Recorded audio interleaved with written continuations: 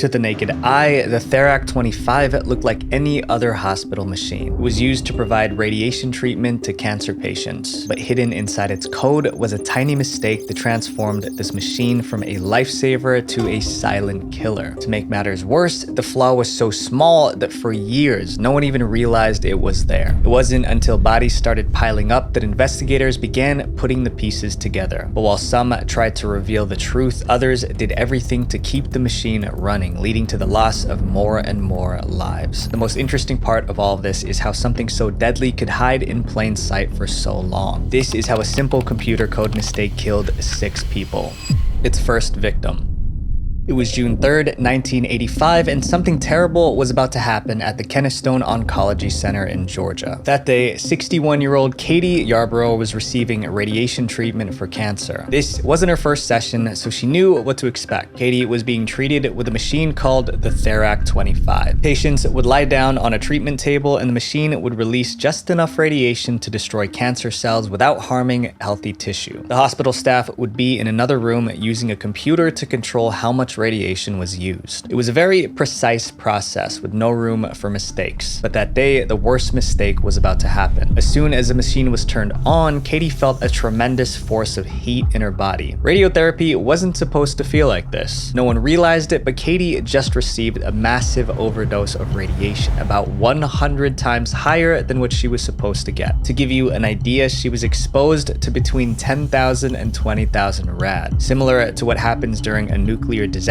not a regular medical protocol. After the session was over, Katie accused the technician of burning her during the procedure. But instead of taking Katie seriously, the hospital staff acted like she was making stuff up. According to the machine, the treatment was completely normal. The only indication something went wrong was the pain Katie claimed she felt. It was Katie's word against the machine. Although no one believed her, Katie was right. The Therac 25 malfunctioned in the worst way possible, and soon the evidence would start to show. In the days that followed, Katie noticed that the area where she was treated became red, and she was also experiencing other health issues. Within 2 weeks, she was rushed to the emergency room where doctors tried to save her. The staff at the treatment center refused to believe the Therac 25 could malfunction, so they assumed Katie's sudden health problems were symptoms of her illness. But someone had a different opinion. The facility's physicist was worried that the machine might have hurt Katie, just like she said. To find out, he called AECL Medical, which was the company that made the machine. He wanted to know if the Therac 25 could give too much radiation while still displaying a lower dose on the computer. The manufacturer replied 3 days later, saying the Therac 25 was not capable of delivering an overdose of radiation. In other words, there was no way their machine could have hurt the patient. Katie Yarborough didn't make it. She was the first victim of the Therac 25, but she wouldn't be the last. This machine, created to save lives, would soon become the biggest nightmare in medical history.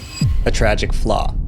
In the 1980s, the Therac 25 was one of the most popular machines for treating cancer. It was a radiation therapy machine that could be controlled by a computer, a huge improvement over older machines that needed manual adjustments. It was so impressive, the doctors were calling it a state-of-the-art medical wonder. However, buried inside the machine's code was a bug that went undetected by everyone. The Therac 25 software had a coding error called a race condition. A race condition occurs when a device attempts to perform 2 or more operations or tasks at the same time. The race condition in the Therac 25 caused the machine to glitch, releasing radiation doses that were hundreds of times greater than normal. Other machines, like the Therac 6 and Therac 20, had safety features that stopped them from working if there was a problem. However, the Therac 25 was the first radiotherapy device entirely controlled by software. This meant that it had no hardware safety features. The computer was supposed to keep track of the machine and shut things down if it detected a dangerous situation. But without built-in safety interlocks, the machine would go crazy if the software had a bug. As bad as that sounds, the Therac 25 had even more problems. The machine software was written by a programmer who didn't have much experience. The code had very few comments, and there was no sign that proper tests had been done. Fixing the code wasn't going to be easy either, because the mysterious programmer who wrote the messy code no longer worked for the company and could not be found. However, those using the machine had no clue about these issues. Instead, said they were trained to believe that the machine had many safety mechanisms that would make it virtually impossible to overdose the patients. By 1983, 5 Therac 25s were installed in the United States and 6 in Canada. And for 2 years and thousands of patients, they worked perfectly. Then suddenly, in 1985, the machines started malfunctioning and blasting patients with too much radiation. But everyone trusted the medical device so much that they didn't realize the danger was hiding in plain sight. 1 month after the first accident, it happened again, except this time it was far more serious. The cover-up.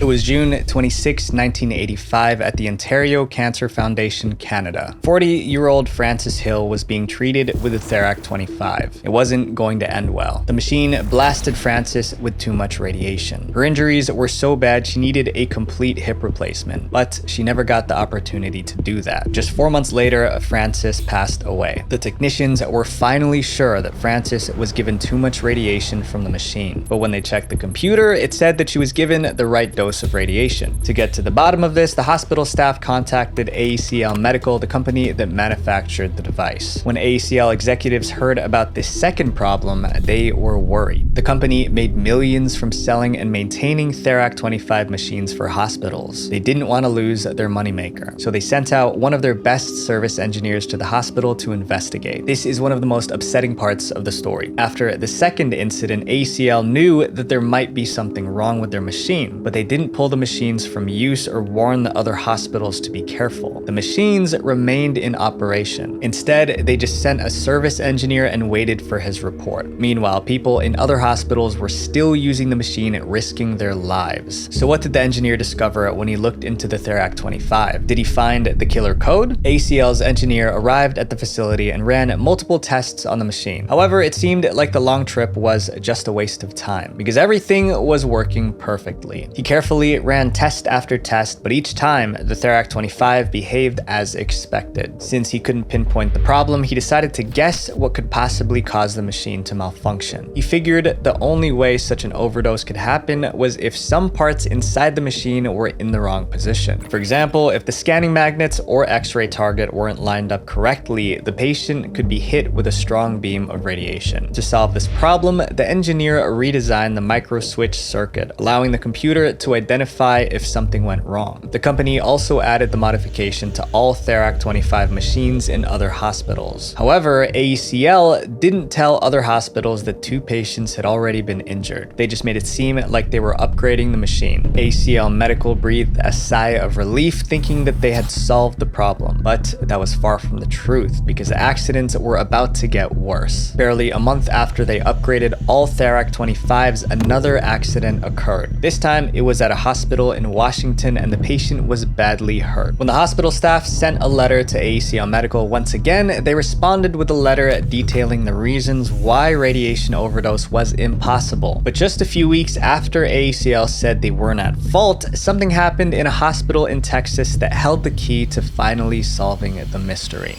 Malfunction 54.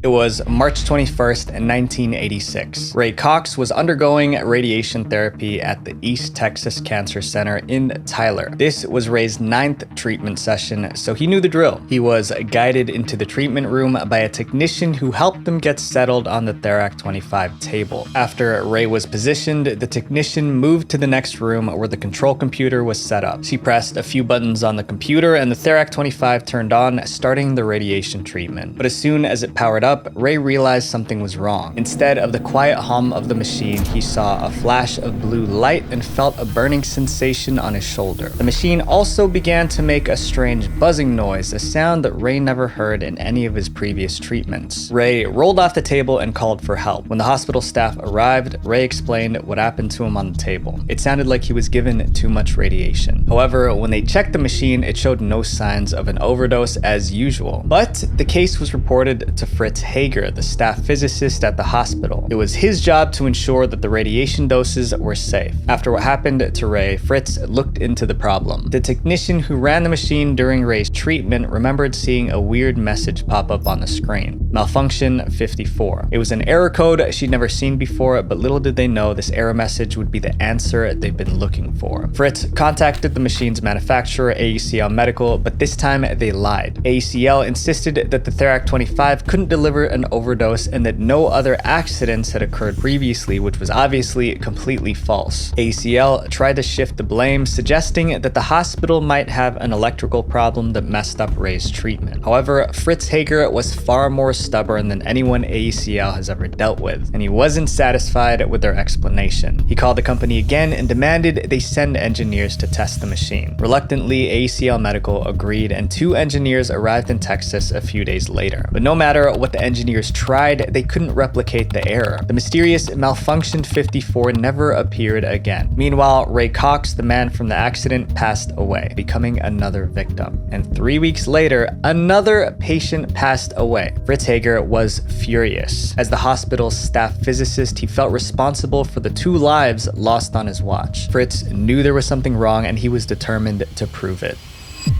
The truth exposed.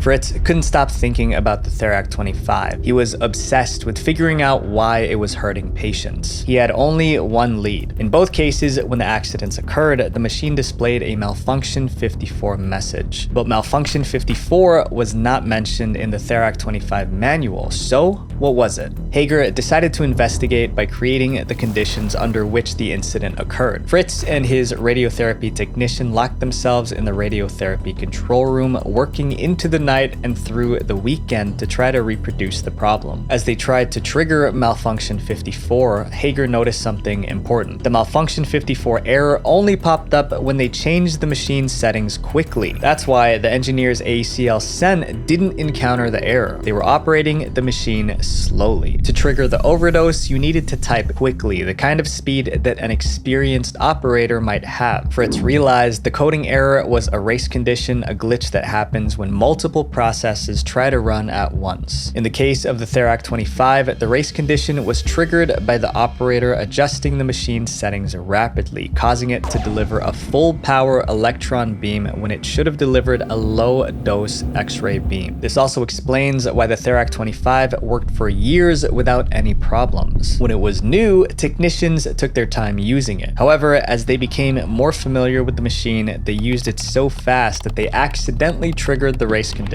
Fritz practiced and was eventually able to produce Malfunction 54 at will. That's when he reported his findings to ACL Medical. He explained how the machine delivered a dangerous dose of radiation even though the software indicated that the treatment was normal. ACL was reluctant to accept this theory. They were convinced the malfunction was due to operator error. It took several phone calls before ACL was able to replicate the same error on their lab machine. At that point, the company couldn't deny it any longer. The Therac 25 had a coding error. This meant everything that happened so far was all their fault. And when the news got out, all hell broke loose. ACL was hit with lawsuits from the victims' families. They wanted compensation, but more than that, they wanted justice. The lawsuits were settled out of court. They settled quietly to avoid the bad press and damage to the company's reputation. But that didn't work, because in May of 1986, the FDA labeled the Therac 25 as defective and ordered all machines to be shut down for a full investigation. The machine was pulled from hospitals and shipped back to ACL. This should have been the end of the Therac 25's dangerous run, but this break was only temporary. ACL, desperate to salvage its reputation, worked quickly to fix the bug that caused the overdoses. After fixing it, they convinced some faculties to take the machine back and use it again. For a brief period, the machine returned to hospitals and treatments resumed. But in January 1987, another accident happened at Yakima Valley Hospital in Washington. The patient passed away 3 months later. This was the 6th victim. This new accident revealed an entirely different bug in the code, one that hadn't been caught by earlier fixes. The company was in shambles, and in 1988, AC Medical shut down. The Therac 25 disaster will go down as one of the worst software bugs in history. The machine is long gone, but its legacy will live on. The good news is that it pushed for stricter regulations in medical device software and has taught companies not to ignore complaints. Today, this catastrophe is studied in classrooms as a reminder of how bad things can happen when software isn't tested properly. In a world increasingly reliant on machines, we can't lose sight of the human responsibility we carry. Visual Venture. If you guys like this video, you guys might like my video on how a Boy Scout turned into a $1.2 billion drug lord. Click here to watch it. Thank you guys for everything. Peace.